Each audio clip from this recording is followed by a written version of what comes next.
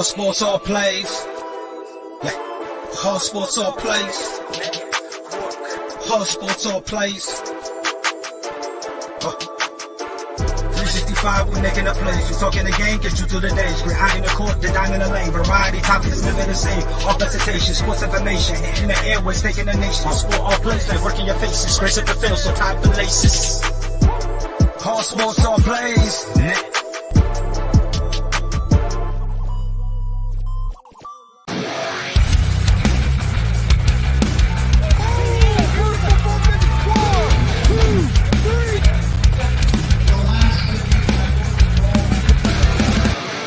That'd be absolutely devastating.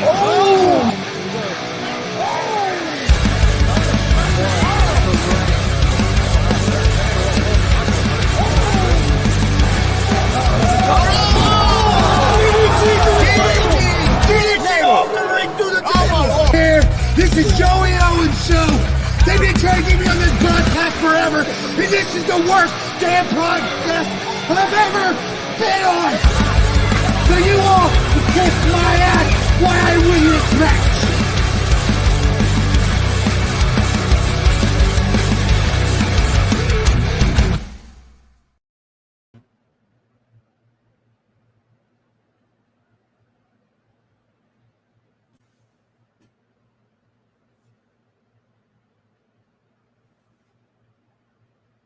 We can't hear you.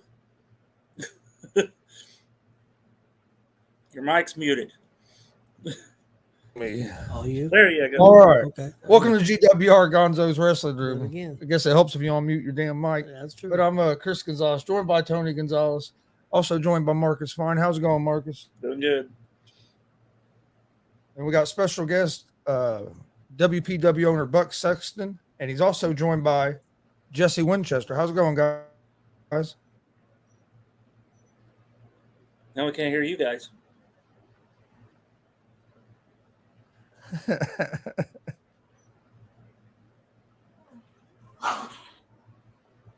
Hold on, now we can't hear you guys. Let's see what.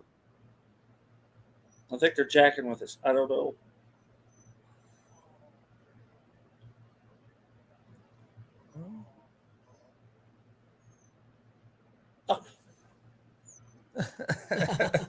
We'll just have a little bit of technical difficulties here to get started. So, off. Marcus, how are you doing? I'm doing good. Good. You missed a good one Saturday.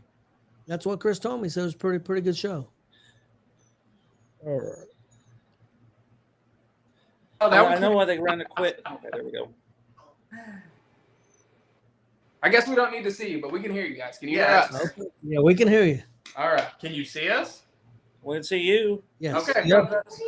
That's fine. Yeah, we can see you guys. I mean, I don't know if I want to see Jesse or not, but you know, it is what it is. Well, they froze up. Look what you did. And now they're froze. It's because you're so angelic. Talks like I kicked this puppy. I'll let you go ahead, Dad. It's your heel charm. Well, we got a big show coming up here very soon, Saturday, Fair Fight 2. So, Buck, let me see, how excited are you for that? I'm so excited. I can tell. No, this yeah, game face, bro. No, this year is gonna be better than last year, man. We were like, I thought I was excited for last year's fair fight. What we've got in store, it's gonna be much better than last year. Not just much better.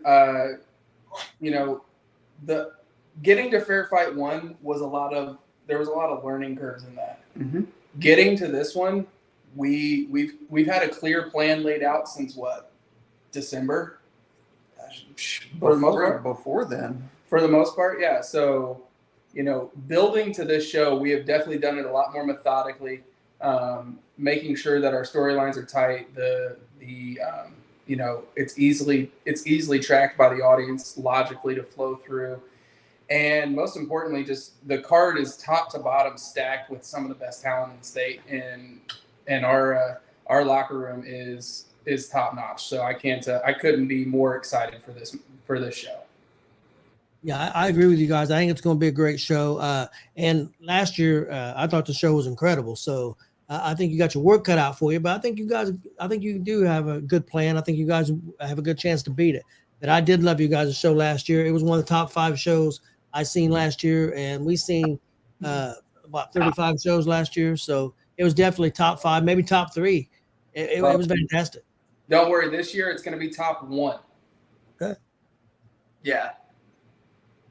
I'll put a 5 on it. I'm confident enough to say that after this Saturday, everybody else is going to be chasing to try to have best show of the year.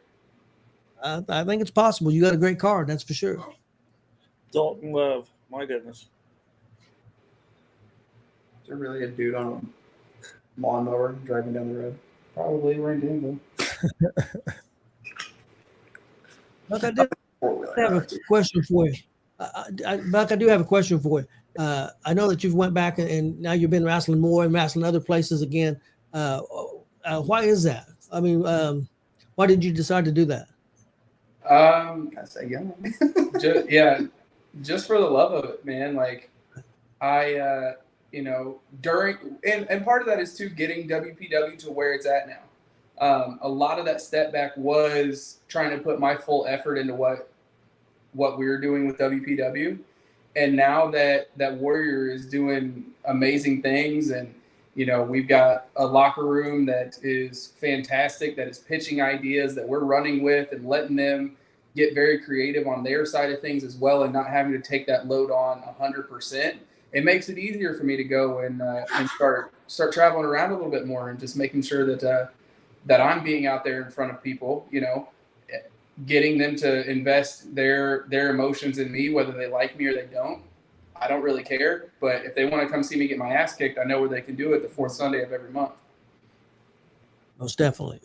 What's changed from the first year being a promoter, from the startup till the first fair fight till now? I mean, how have you changed, and how's the planning and everything changed? A lot of that change has to do with the reason why I wanted Jesse here with me tonight. I can't talk about WPW without talking about him. We got it. I got into this and was trying to do it on my own, but it's a lot. And me and Jesse clicked on our philosophies of what we enjoy watching and what we think the fans enjoy watching, which, when you see some of our crowds and things like that, I feel like we're in tune with our fan base. And so it made it really easy to bring somebody else in that is like-minded with me. And just, I don't know, I could sit here and ramble for the next hour talking about how important Jesse is to the process. We sit here and we talk for an hour or 2 a week about what we're doing next, what we want to do. Heck, our conversation the other day, we were talking about laying out the plans from now till January. So it's not just a month by month, week by week basis of throwing stuff at the wall and see what sticks. We lay these stories out long term, get guys committed to those long term stories, and make sure that they're displaying their art on the best canvas possible. Has that been difficult at all to get guys to buy in on like 6-month storylines? I mean, that's different than a lot of places. So is that difficult, or has that went pretty smooth? It's been great. It's been fantastic. My guys our locker room are professionals. And if they're not, they get weeded out pretty quick. I'm not going to name names, but somebody wanted to do something that just didn't make sense, all because that's what they wanted to do, and got mad when I told them no. And I told them when they learned that the why matters more than the what, then they can come back. Until then, see ya. And that person was a champion at the time, and they haven't been seen since. So when it comes to what we do, our story is number one. The guys buy into that. They look to us of, hey, what am I doing over the next couple months? And they want to know what that layout is. Heck, we've got a small skeleton of what Fair Fight 3 is going to look like already. Yeah, I believe that because I've always heard that you have to plan 6 months, at least 6 months out. And if you really want to do a good show, and you're trying to do, I know you're not on TV per se, but you're trying to do a TV like product. At least I think so. Yeah, we I listen to a lot of the podcasts and things like that with Bruce and with Jeff Jarrett, and of course everybody knows my love affair with Eric Bischoff. It's disgusting. It is, but you need to take that poster down above your bed.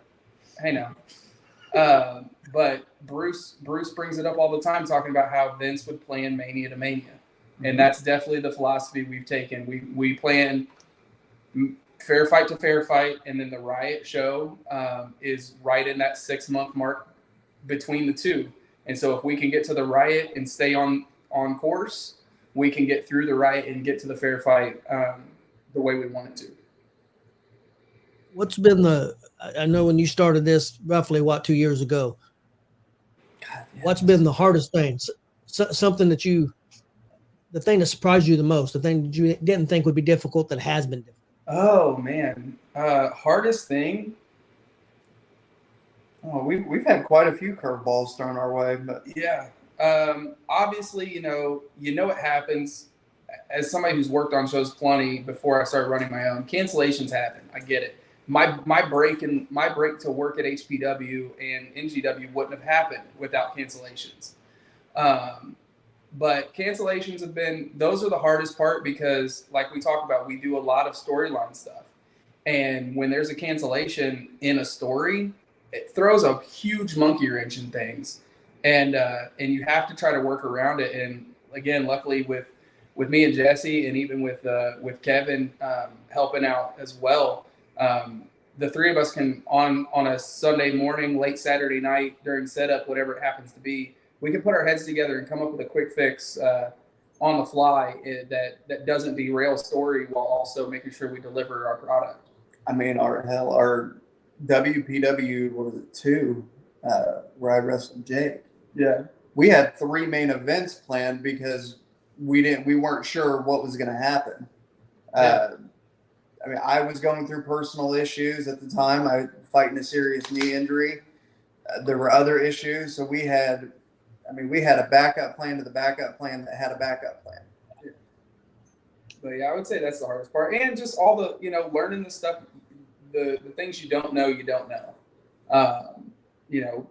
Putting together the ring, for instance, at the when we first started running, it was a 3-hour process, and now 3 of us can do it in about an hour. Tear down from the first show took like 2.5 hours. Now we're out of there in 45 minutes. It's growing pains. Yeah, definitely. The growing pains have been the hard part. Marcus, do you have some questions for him? Well, I do, but I didn't go through the fair fight part, but I can. What's your history with you two? I mean, how did you guys meet up? I mean, I've known Buck for a while, I guess, and Jesse only through the last couple of years. So how did you two meet up? Did you go to school together or train together? Or no, we were in the back of the dub making fun of people and looked at each other like, did we just become best friends? Yeah, we had a stepbrothers moment. No, man. Part of my humor is like I rag on people. That's how I show that I like them. Just back and forth, just fun stuff. And Jesse's much the same way, and we both have a very similar sense of humor. So a one-liner can turn into like 10 minutes of just going back and forth with the stupidest stuff you've ever heard in your life. And in that created a storyline where I was trying to imitate Jesse to the point where I dyed my hair was blonde at the time and long. I cut it off and dyed it black and showed up at the dub in a wife beater and jeans like he was wrestling in, just for one match, just because I thought it would be hilarious. And since then, it's been the two of us, and it's been a hell of a ride, and I love it.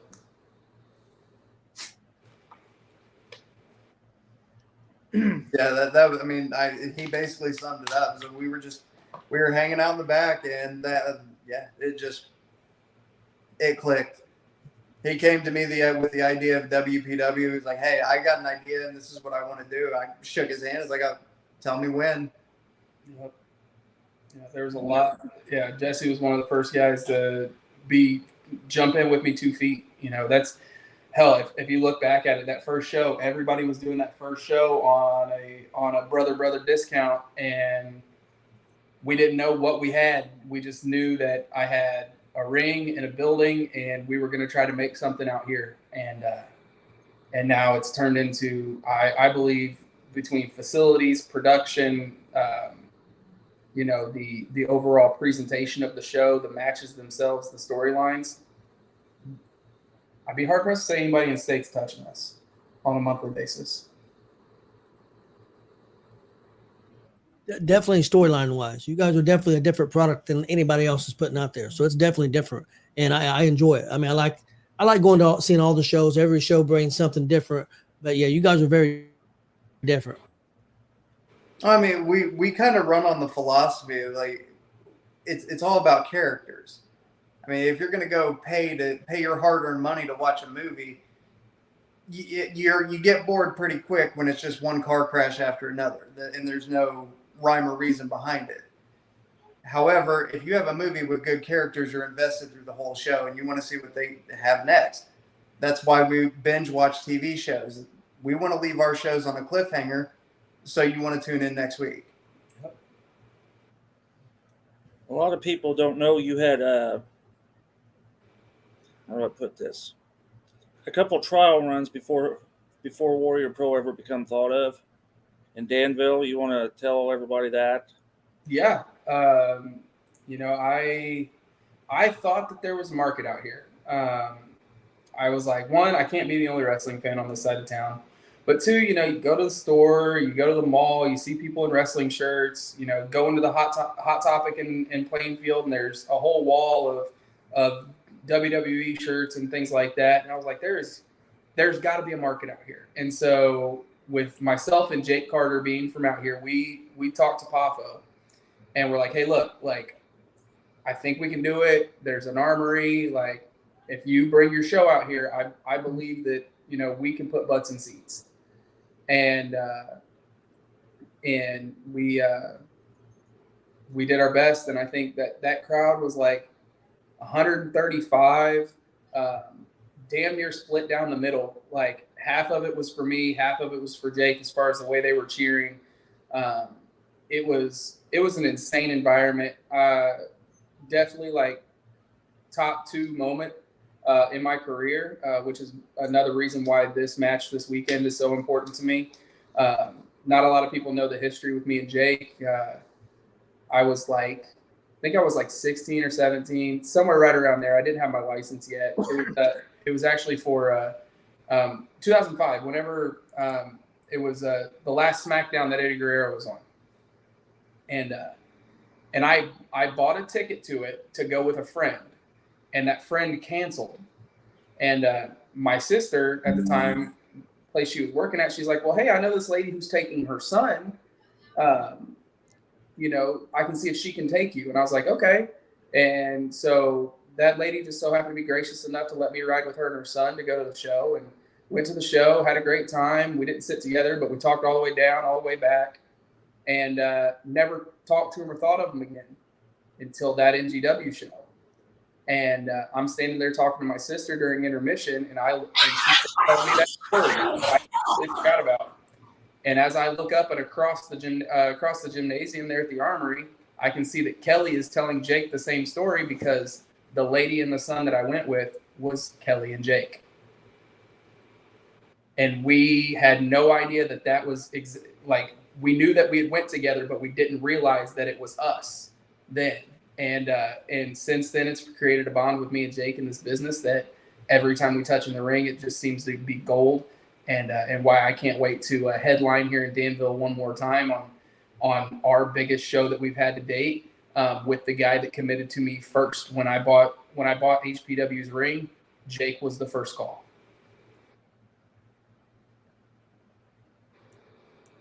Well, I'll tell you a little story.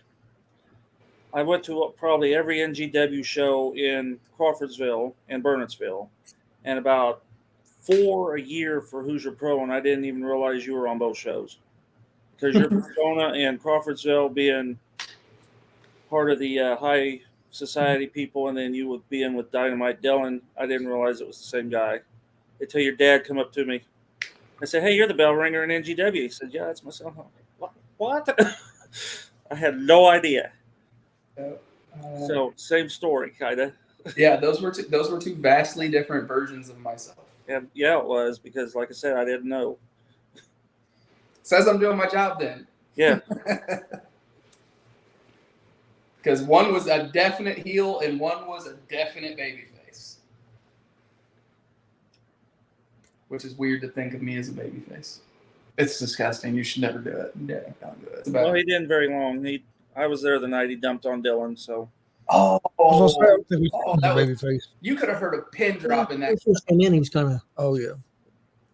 Yeah, that was probably my favorite crowd reaction I've ever had because the whole place went dead quiet because nobody saw that one coming. And it wasn't long after that you won the Hoosier Pro Wrestling because that was actually my last Hoosier Pro Wrestling event because then he ended up closing it down shortly after. Yep, let's see, I was I think 2 months later I took the Hoosier Pro heavyweight title off Butcher Manson, and then the last match in HPW history was myself versus Too Cool TJ Kemp with Tice Nichols as the referee.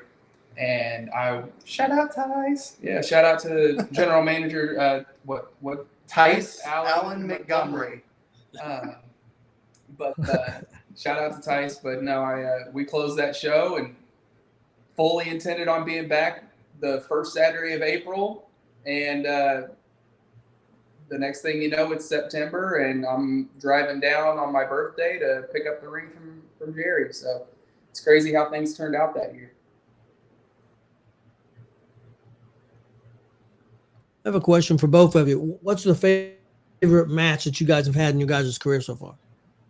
Favorite match in my careers? Oh, hands down, this is an easy one. Is that one I just had last month with Zay.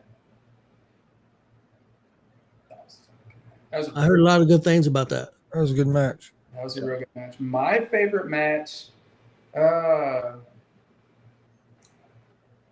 a tough one because I have It's a top 5. Yeah. Yeah, like I have just one. I have like 3 or 4, but they're all for different reasons. So like my favorite, the one that like I hit the curtain and was like emotional about it, like that was everything I wanted it to be, would have been that match with Jake at NGW here in Danville the first time. Because that show proved to me that Warrior Pro was not just a pipe dream. It was something that could happen. NGW winning the tag title with Jesse. I'm not saying it because he's sitting here. I'm saying it because one, that was a fun match. It was a fun match. We got to work with Hadley, which is always a good time.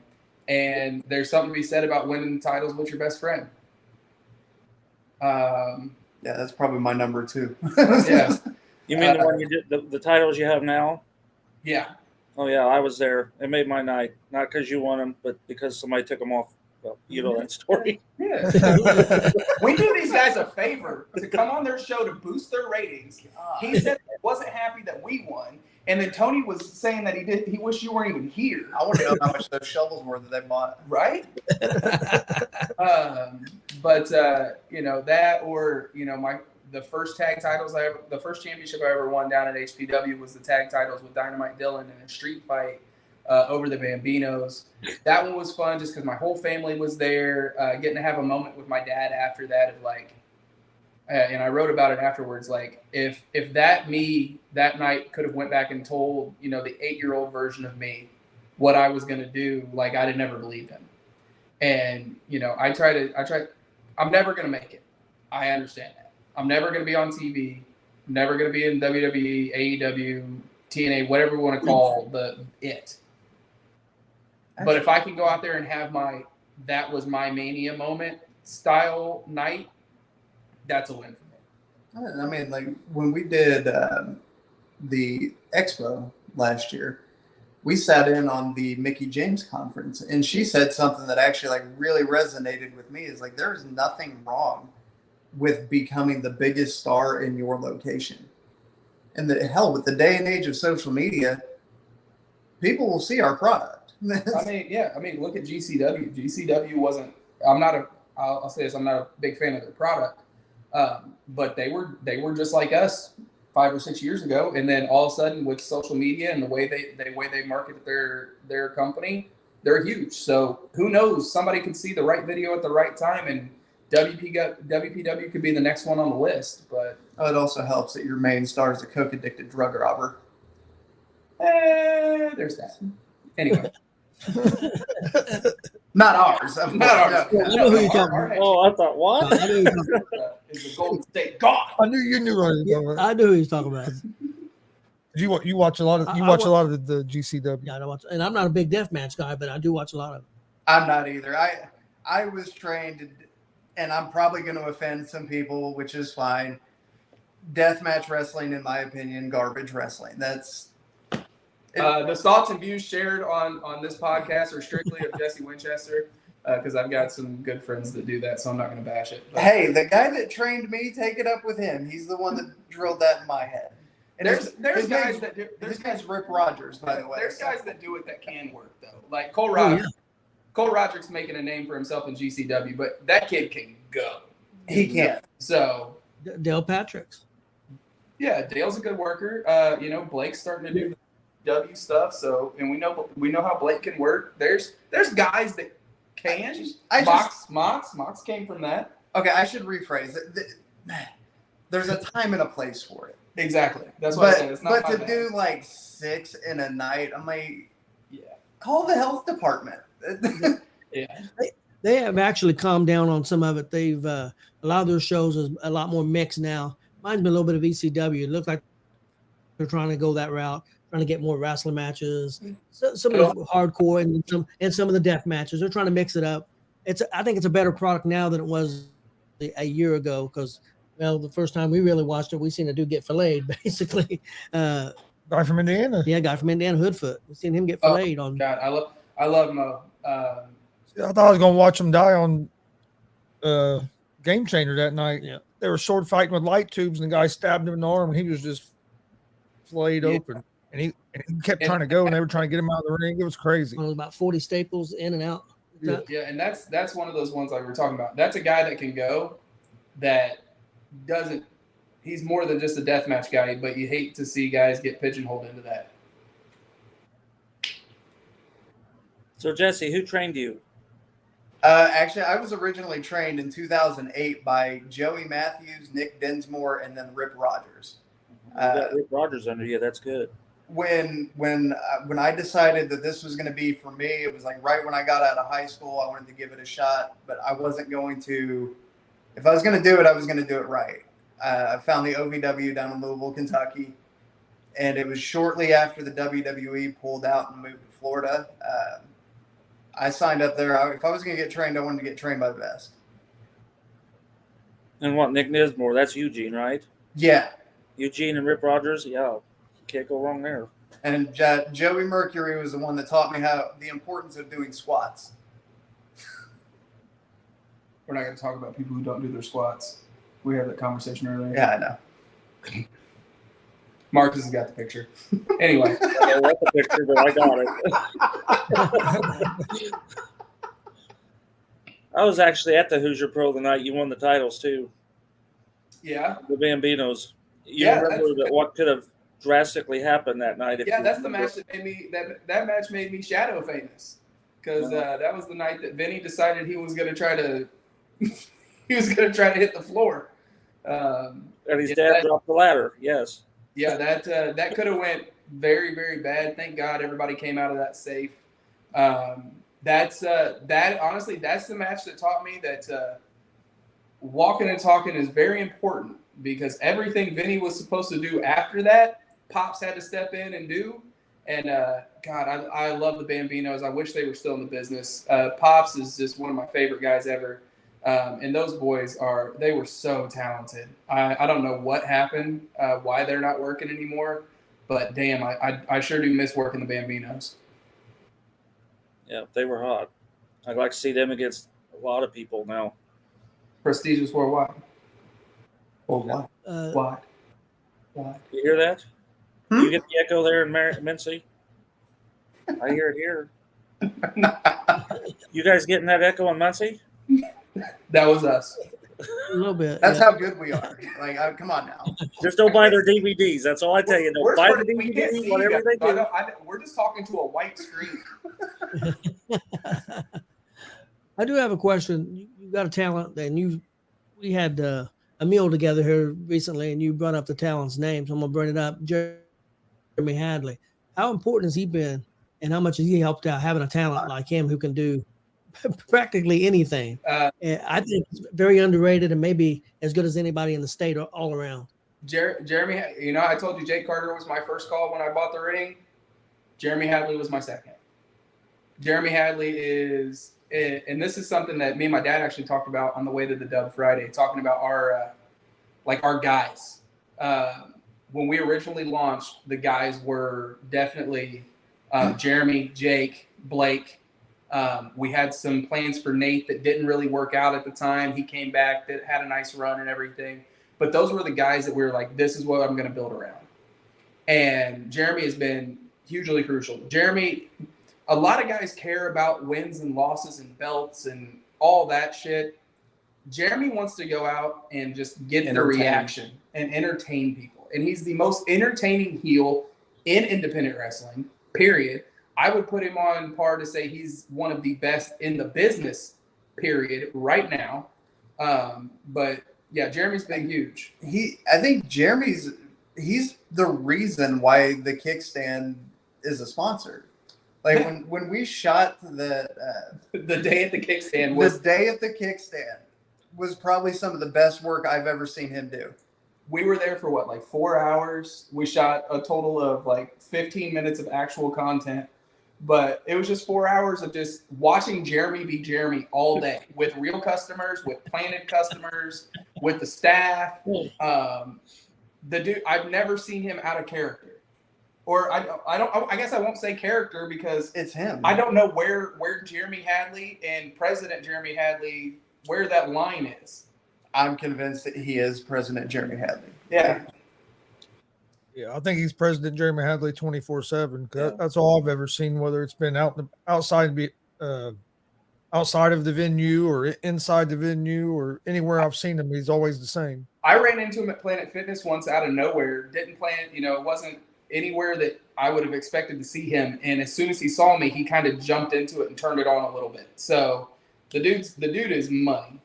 And I just hate that he's never gotten the break I feel like he deserves. Because if there's anybody in this business that deserves anything, Jeremy is one of the most.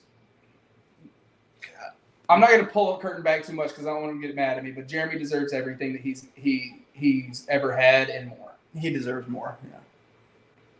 No, I definitely would agree with that. We seen him in a show and didn't even know it was him. He was in a mask. He was playing a luchador. And he comes up to me speaking Spanish, and I had no idea it was him. That's Rios Jr. Yes, and he's just awesome. I will pay my last dollar right now to hear that man speak Spanish. Was that the Summit show? Yeah, where he attacked Dallas. Yeah, and he hadn't ever been to a Summit show, so it was fantastic. He just popped up out of nowhere. Yeah, that was funny. Yeah, he can turn the minute he gets out of his car until he gets back in it. And I got to give him a shout out too. If it wasn't for Hadley, I don't know how I would have fared coming off of that knee injury. We came up with the idea of him and I tag teaming together for a while, and he didn't say no, didn't even think twice about it. He's like, okay. Yeah. Talking about a guy that he doesn't care. He's very giving. He doesn't care what creative we give him. He gives it 100%. I mean, look at what he's doing now with Dylan Cole. That was supposed to be a month. That has turned into probably one of our best acts. It's going to stick around for a while. Yeah. You're going to have to read that, Chris, because they can't see it. Yeah, I just thought of that. Cole Radrick says Buck sex a little is okay. Sex a little. Buck sex a little. Oh, because he's trying to say I don't sex a ton? I guess. I just put you over, stupid. But speaking of Cole and Hadley, I know they got a big tag team match coming up at Fair Fight. How do you think that's going to go? Dylan and his dad are going to have a great match. That has been one of the funniest things ever because everybody in the back last show misheard that and thought Dylan yelled out calling him dad, and now they've just ran with it, and it's gold.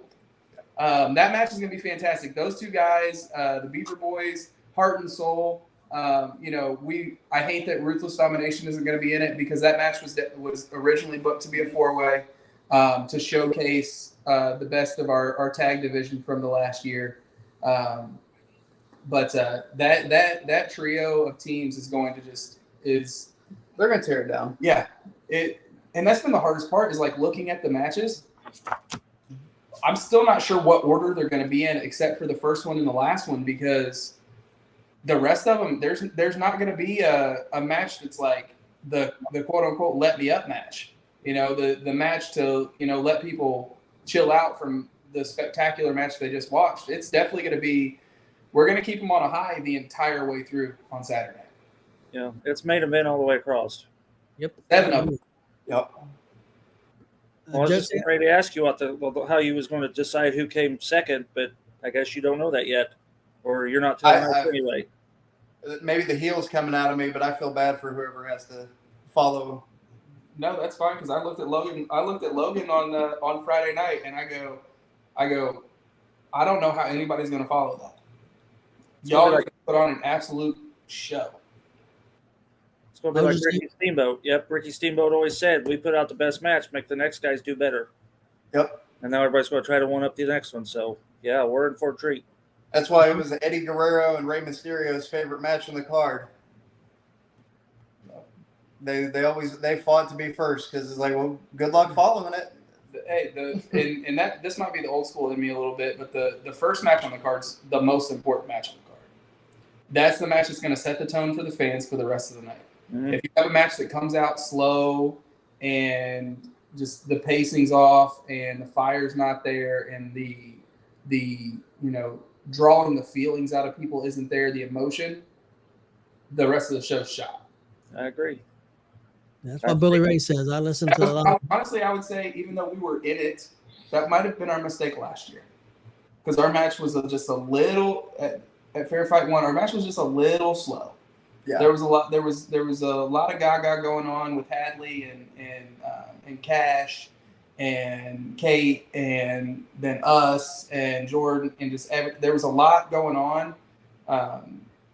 The chase off to the back and everything. There was this. We overbooked that when we left our Vince Russo hats on a little too long. How hard is it to find that fine line where you don't overbook a match?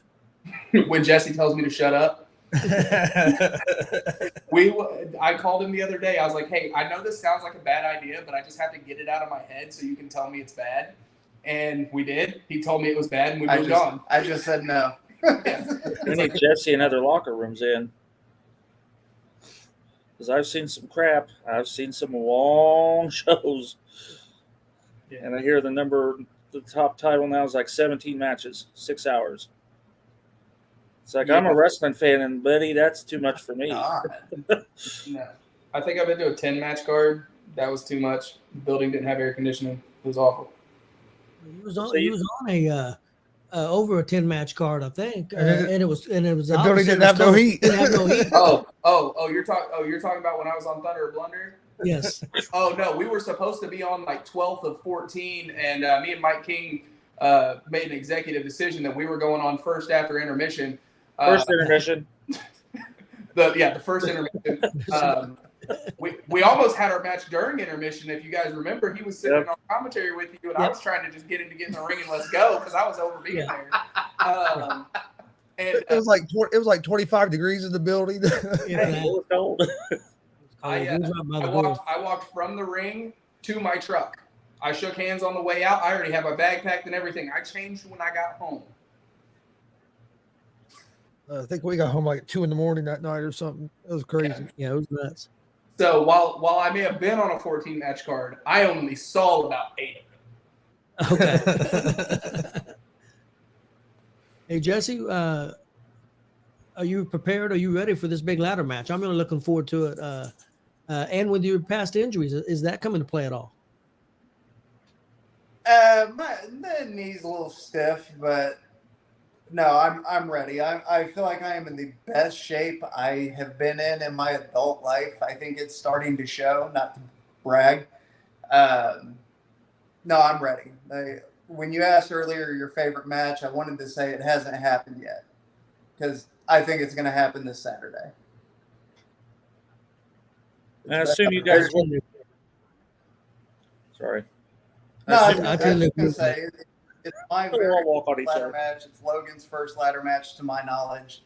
We're just going to be two kids playing King of the Hill. If you guys remember that game from when we were kids.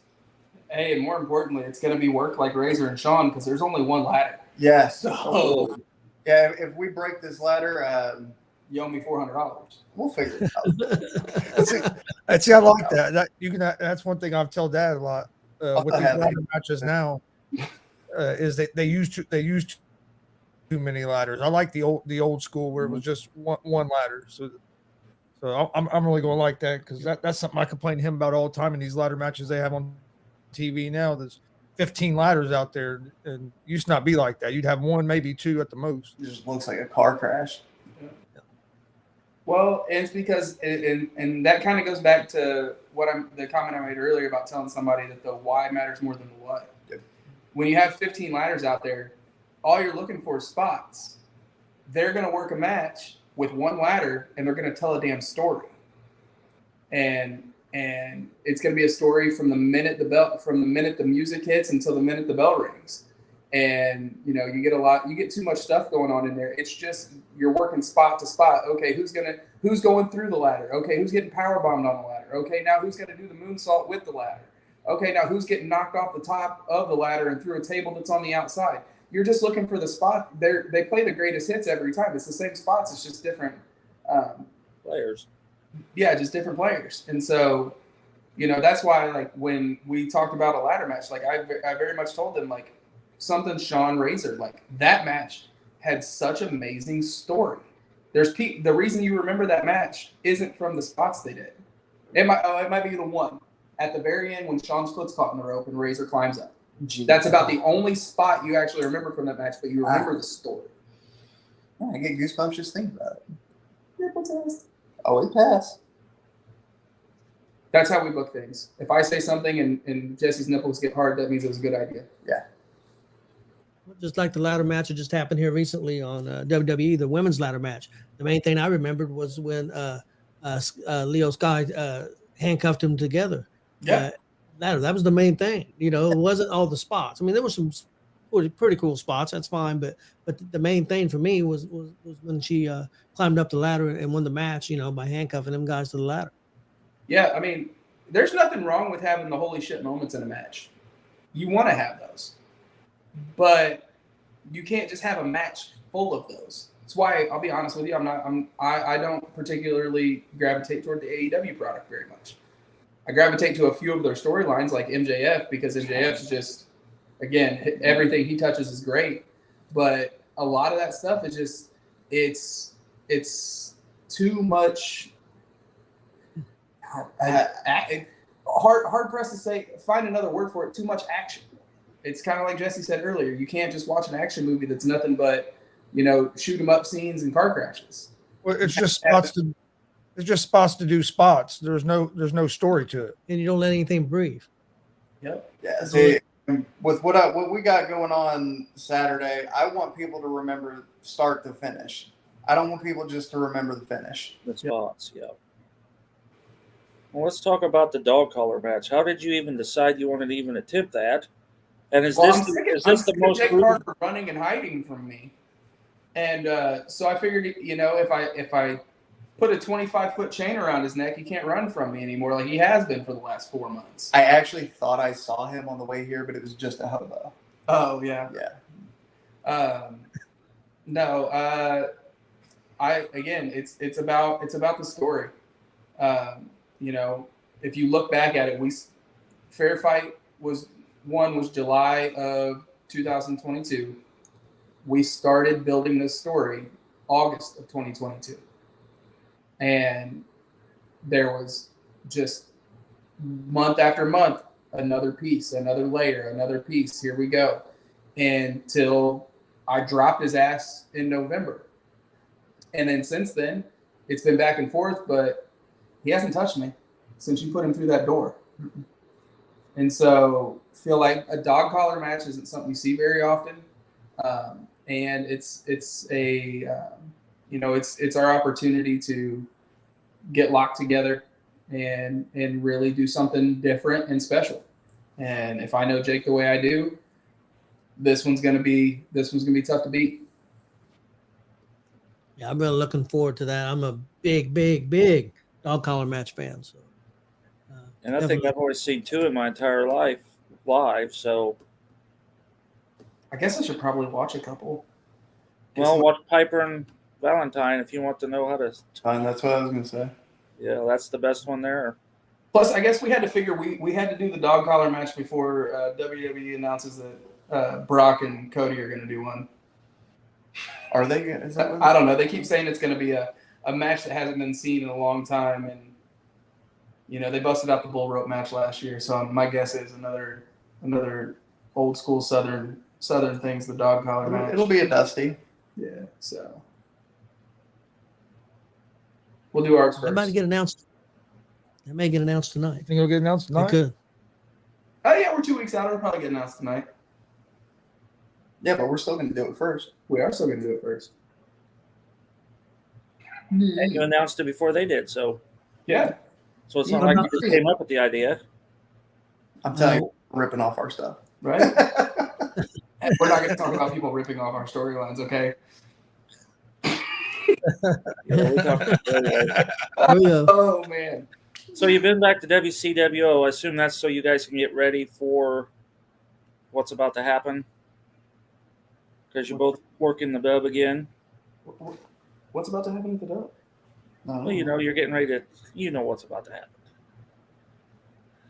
You know something I don't know, Marcus? Sure, I do. Though I'm talking about getting your bodies in shape, ready for Fair Fight 2. And you're working the dub every week. Yeah. And you weren't talking about the greatest tag team in the world. Why? Why? Can you hear that? The echo? I mean, we've got 2 belts already. I mean, my trophy case is looking a little low, but yeah. Are you bringing the brick with you Saturday, Jesse? Say again, Marcus? I asked Jesse if he's going to bring his brick with him Saturday. Not needed. Okay. You carry a brick? Oh no, we don't work the dub together. Yeah, I use a brick. Oh, smart move. Some people do a sledgehammer. I'm not that strong. Yeah. But a brick is what builds houses. Like, it keeps. They're strong. They're sturdy. You gotta have a lot of them though. Not when I swing it. Good call.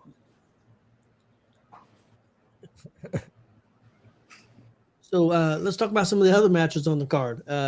What's another match you guys are really looking forward to? Of course, the women's. The women's match will be a really good match. Charlie and Kate.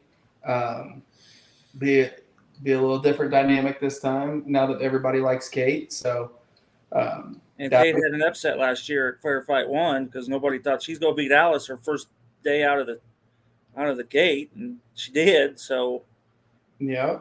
That'll be a good one. Yeah, that woman's right of hers. Trust me, I felt it not doing dishes a couple of times, but don't domestic. I still never. I was out of line. Did you fall down the stairs? No. Okay. And it was only the one time. You guys asked why we became friends. Yeah. You're seeing. You don't look like we do, so. Well, so if you're going to take the women's match, and we've already discussed the tag match, we've already discussed yours, we've already discussed mine. What's left? The Barroom Brawl. Barroom Brawl. That's gonna be a fun one. The heavyweight title match.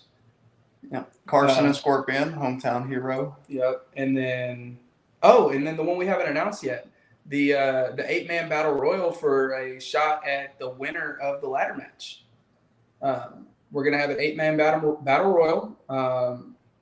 The lineup is scheduled to be Dalton McKenzie, Zay Gates, Kenny Cage, Mikkel Murphy,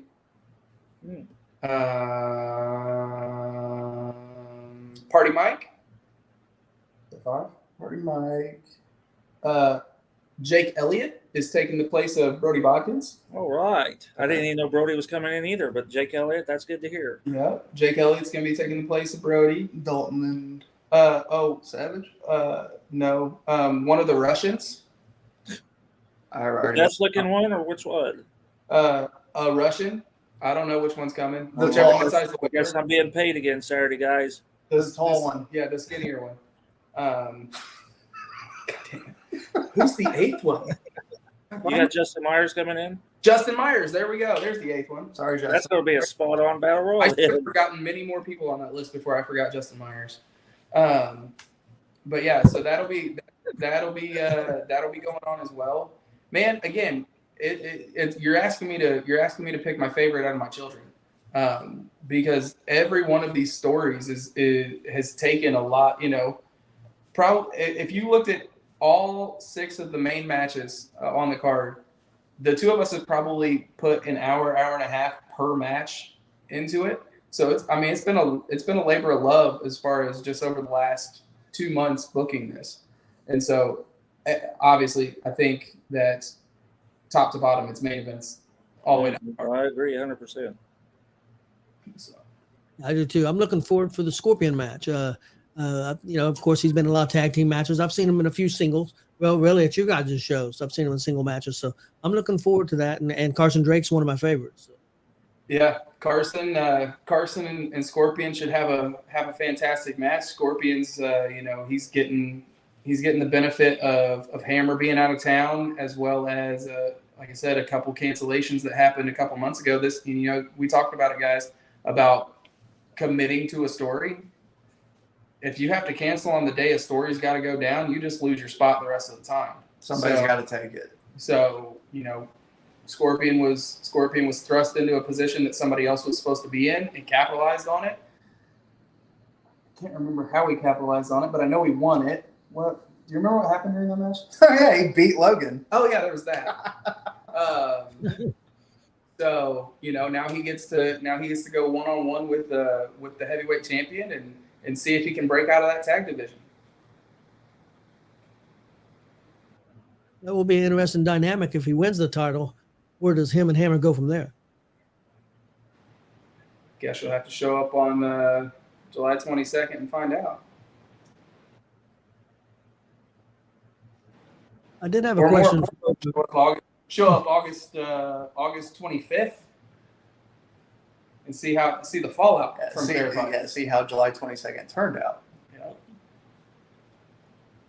Did have a question for both of you because I know you're both huge wrestling fans.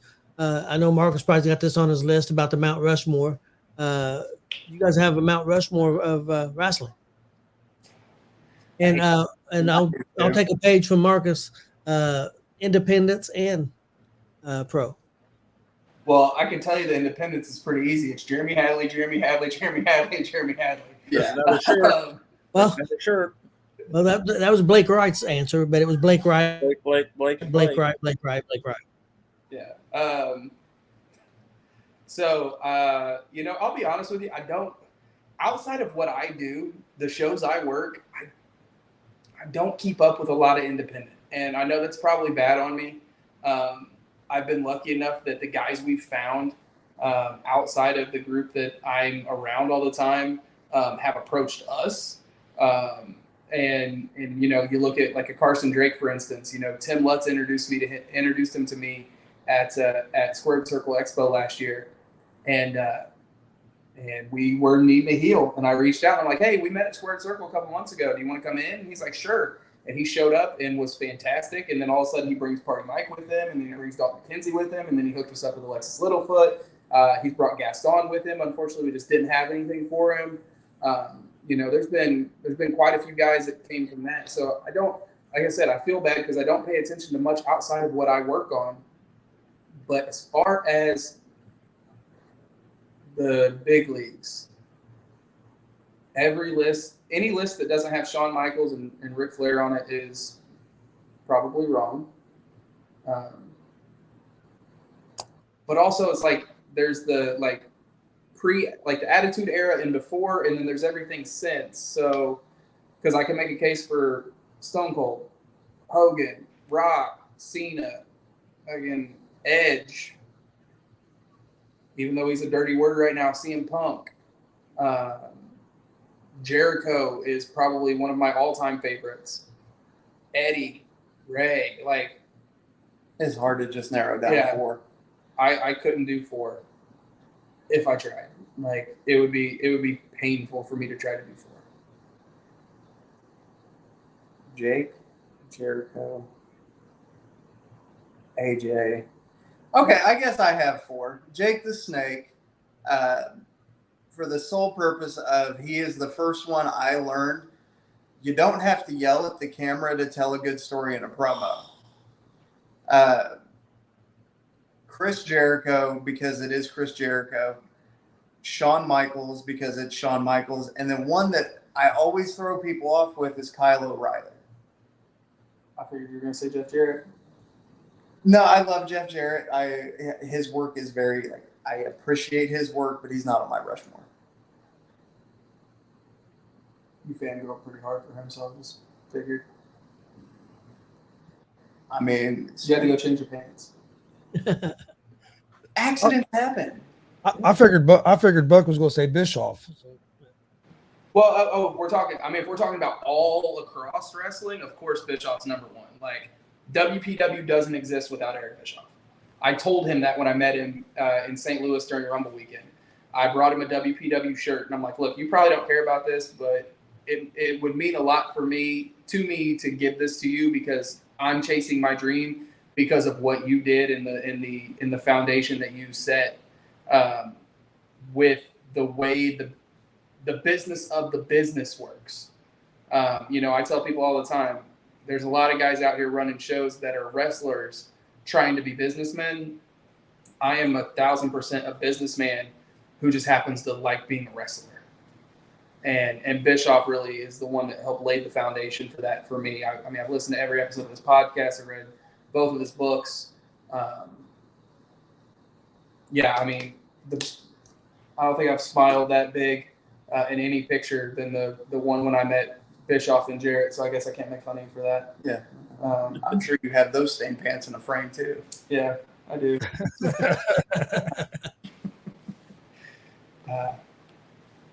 I actually put them on anytime that I'm like creatively stumped. You still wear them? You haven't one. Anyway. So there's that.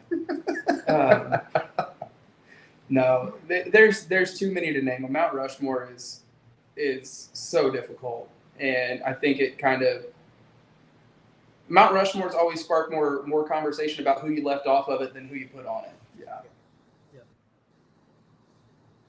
Because I went through my whole list and didn't even say AJ Styles. I know. And then you said it, and a piece of my soul. Well, I said AJ, but then it clicked in my brain. So then there's Shawn. It's you can't do it. And then look at Seth. There's Seth. Yeah. You have to pick a category for a Mount Rushmore. It's got to be like a lucha category, and then like a top heel category. And that's top fair. Okay.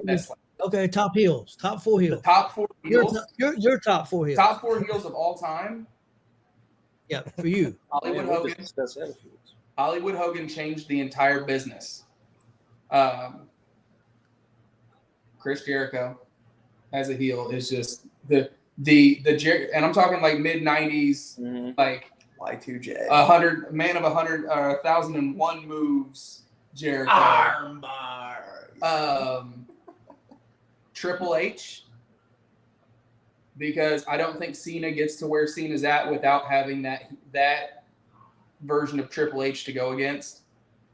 And see, this is where I'm showing my age a little bit on not knowing a whole lot of pre-WCW 1995-ish wrestling.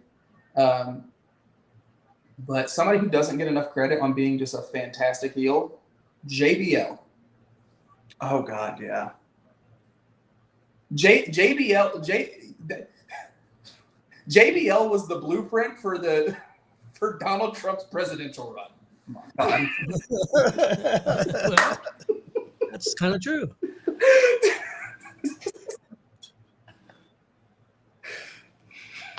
I'm going to comment on that, but I'm going to comment on that off camera. Yeah, we are live right now. Just remember that. Jesse, do you have four heels? 4 heels. Jake the Snake, JBL, because he's not wrong. Vince McMahon and Hollywood Hogan. That's pretty solid. Yeah, I guess. Yeah, Mr. McMahon is definitely. Oh my God! If there's 2 heels that change the business, it's Hollywood Hogan and Mr. McMahon.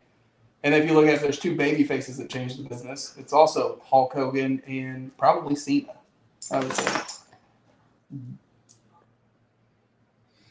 Cena took us into the next worldwide He era, did. the actual worldwide era. Wide. Is that echo? But yeah, then Well, and then what? I mean, what was Eddie though? Was he a heel or was he a baby? People cheered him, but he didn't. Eddie was the ultimate tweener. That's fair. I wouldn't call him an anti-hero like Austin. I would definitely say he was a tweener because no matter how much you hated what he was doing, you couldn't help but laugh at it and be entertained by it. Very Jeremy Hadley. Yeah. I did want to ask your opinion because you brought him up earlier. MJF. Do you think in 2024 he goes to WWE? I don't think his shtick works in WWE. You don't? Nope. I think he can. I think he could if The Miz retires.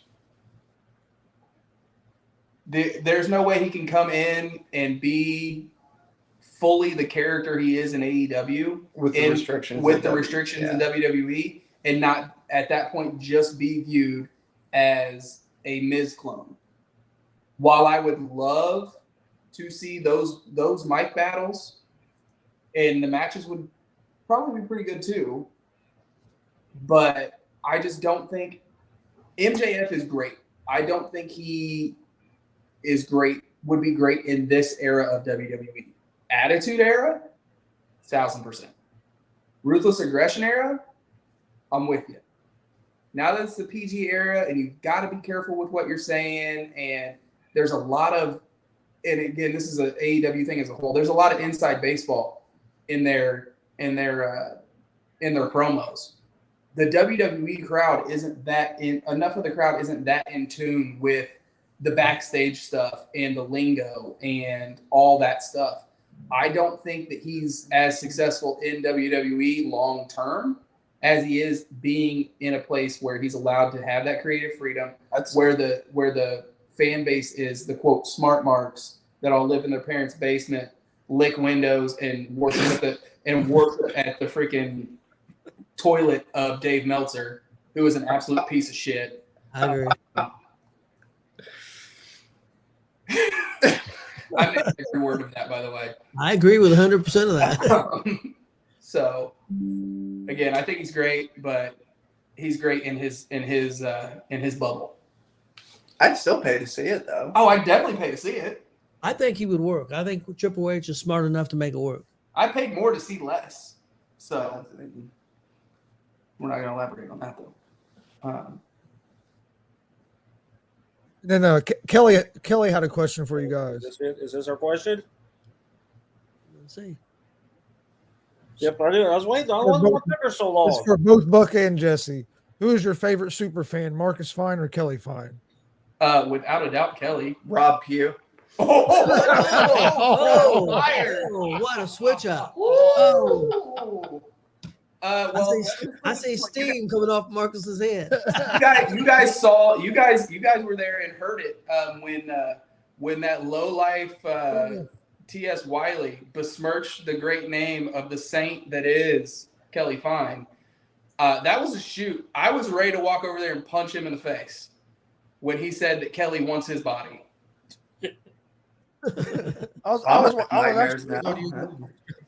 I was waiting on you to get up and punch Wiley in the face. Yeah. I was restrained. I was being respectful of your commentary equipment.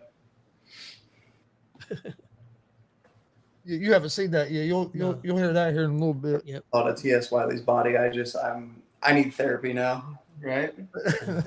A lot of it. It's the only time I've ever been cheered at the dub.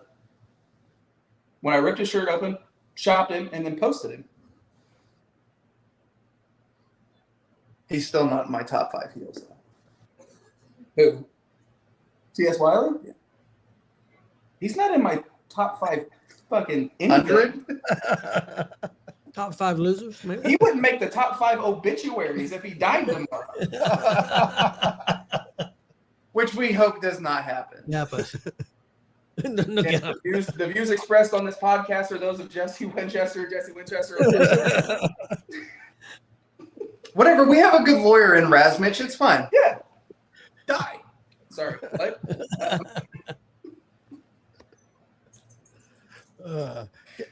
Kelly said, "Much appreciated, Buck." You're welcome. She didn't have anything to say to Jesse. No, I love you both equally. I can't pick. That's not fair. Right? Yeah, I don't think that is fair. But when in doubt, go with Kelly. Well, that's why What my king said. he wasn't picked Kelly wrong. scares him. Kelly scares you? Kelly scares my king. That's why he picked her. I can see that. She scares Mike King. Oh yeah. Not surprised. Not surprised. How much heat are we gonna have with everybody after this? Oh, I'm pretty sure. I'm waiting on my phone to my bookings are gonna stop. Well, you're always booked at WPW. Thank You God. hold the pencil. Just to give you an insight on how well Carson Drake is of a person in general, he wrote his name on a white T-shirt and sold it to a fan for $20 as a Carson Drake memorabilia. Yeah. That's it. And all it was a magic marker, a black marker, and a white T-shirt, and he sold it to somebody. I sold $100 worth of pictures of myself, my face on a baby's body at NGW for $1 a piece, and then they tore them up and threw them at me. Yeah, that was a Jerry Wilson type of thing. That where you think I got it? Yeah, when he was sewing those straps that were this long, you can't see it, but 6 inches for a strap match, that you couldn't do anything with that 6-inch strap, and he sold every one of them for $2 a piece. Yep. Oh, dude, it was genius. That's brilliant. I He'd mean, go to Walmart and buy the cheapest belts he could find. just Cut them up into pieces and sell them for $2 a piece. And it was I love this business. Right? Well, I mean, hey, Marcus, you paid $10 for a DVD case. Yeah, I do. But I got one of 2, right? Because that's what you sold. No, I think we sold like 3. We sold 3. Oh, man, I was laughing my ass off because I read the box. What was it? Surprise inside. Oh, what's inside? Yeah, it says. I think it says Bastards. gift inside or something like that. Yeah. It's an insult. It's a handwritten. Okay, I put time and effort into that. Yeah, that was all right. I'd show it to you guys, but I done filed it in the collection. Trash can or a collection? No, it's in the collection because it's got the autographs on it. It's a very quality DVD case. That'll be funny 10 years from now. If I'm still alive, I can produce that. I guarantee the other 2 people won't be able to.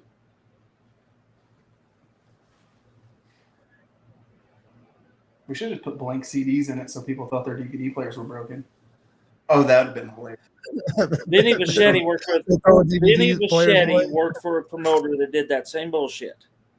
He was legitimately selling. Why does it sound like Marcus Baldwin?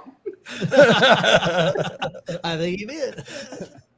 Yeah, he did, because that was supposed to be like a highlight of that entire promotion, and it was just a blank CD. Because there was no highlights of that promotion. Evidently not, because that promotion is done folded, and what are you doing? Apparently, my dog decided she needed to be a part of this. Marcus, do you have anything I else? don't think so. I'm going to see my papers, because I kind of wrote out for histories and stuff. Hey guys, what time is the show on Saturday? Doors at 3, bell at 3:30. We'll Doors? I thought doors were at 2:30. doors are at 3. Great. Okay. We've got down. You're done. No, we're going to start the show with the ladder match, and so make sure you get there when it starts. We will not be running an intermission. That was probably our biggest mistake last year. Key takeaway from Fair Fight 1. Yeah. Intermission gave people the opportunity to leave. Yep. So no intermission. We're going to run straight through, and then you can grab a bite to eat after the show on your way over to the demo derby. Because we know our audience. And the show's going to be in the same building you was in last month, correct? Correct. Yep. We'll be in the Hendricks County Hendricks Power Expo Hall, right outside the Midway. So kids can go play on the rides right up until 3:00. Then come find their seats. It'll be first come, first serve. Like I said, we're gonna put on 7 pretty awesome, amazing matches with the best talent in the state. And again, we're gonna get done with it. We're gonna look at the rest of the state of Indiana and say follow that. It sounds awesome. I think it's going to be a great show. So definitely anybody lives close to that area, even not close. We're going an hour and a half to go to the show. That's not too far to go, go check out the show. I would drive there to watch, even if we wouldn't broadcast like we do. I would drive the hour and 20 minutes to go watch the show. Yeah, most definitely. As you should. My man. Yeah, I mean, heck, it's $5 for a carload to get in. I think it's $5 for a carload to get in. So that's a win. $5 for the whole family to come in, check out the show, get some awesome fair food. Go get you a sirloin steak sandwich because that's what I'll be getting. Play around the Midway and then go watch the demo derby. I pitched the idea on Facebook the other day of next year having Cole Roderick come in and headline the show, and then also lining him up a demo derby card to go be in the derby as well. Because if anybody knows Cole, knows that he loves wrestling and demo derbies. So I think that'd be a cool little opportunity for us next year, have a WPW car in the demo derby. That would be dope. Oh, actually, speaking of which, the women's match, the announcer. Yes, it's not official yet. So we will say that we should have a special guest ring announcer for the women's title match as well. That may be of, let's say, Hendricks County royalty. Be the easiest hint we could leave on that without. That'll be fair. That's fair. Yeah. I mean, at the fair, royalty for the county. You guys can connect the dots. Most wrestling fans can't. I gotta stop. I gotta turn it off. I don't know when to stop being me and start being me. Does that make sense?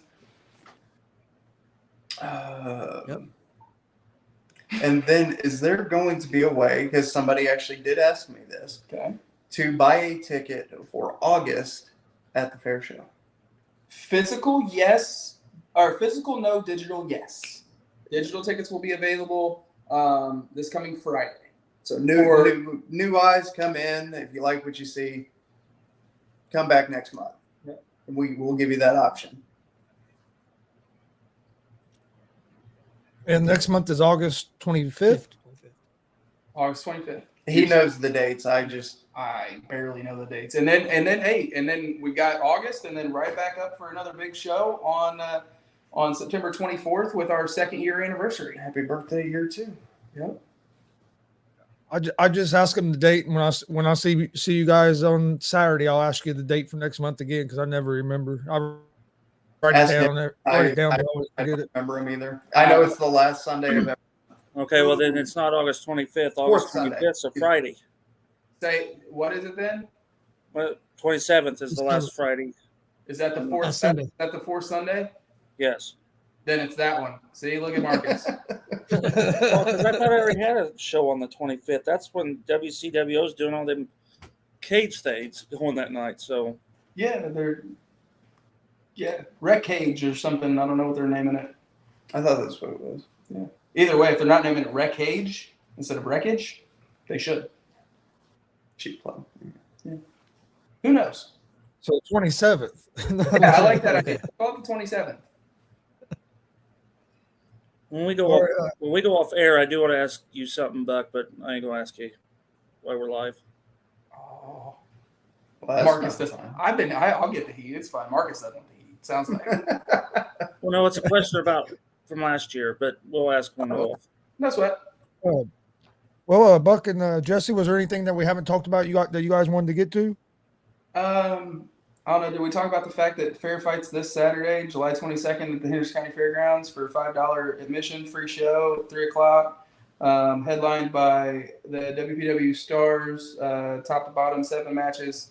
Just absolutely amazing show set up. The fact that we're the greatest tag team in the prestigious worldwide, wide, and we'd like more gold. Yeah, other than that, I think we covered it. yeah, I think we covered it all. Do you have anything there? Nope, I'm good to go. I'm excited for Saturday. All right, we appreciate everybody watching. Go check out Warrior Pro this Saturday. Doors open at 3, wrestling at 3:30. Like Buck just said, it's $5 to get in the fair, and you get into the wrestling show included in that. So it's basically a free show once you get into the fair. And want to thank Buck and Jesse for coming on. Please hit that subscribe button on YouTube at Gonzosportsroom. Like and follow Facebook, Twitch, Twitter, Instagram at Gonzosportsroom as well. And we will don't forget to join us here in about 20, 30 minutes, and we'll be airing WCW wrestling from this past weekend at the Boys and Girls Club Greenfield. The greatest commentator to ever exist is on the second half of that show. So, and it's not T S Wiley. That.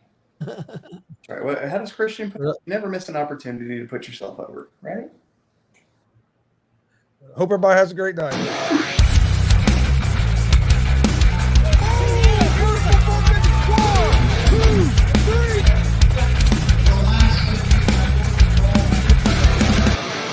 That'd be absolutely devastating.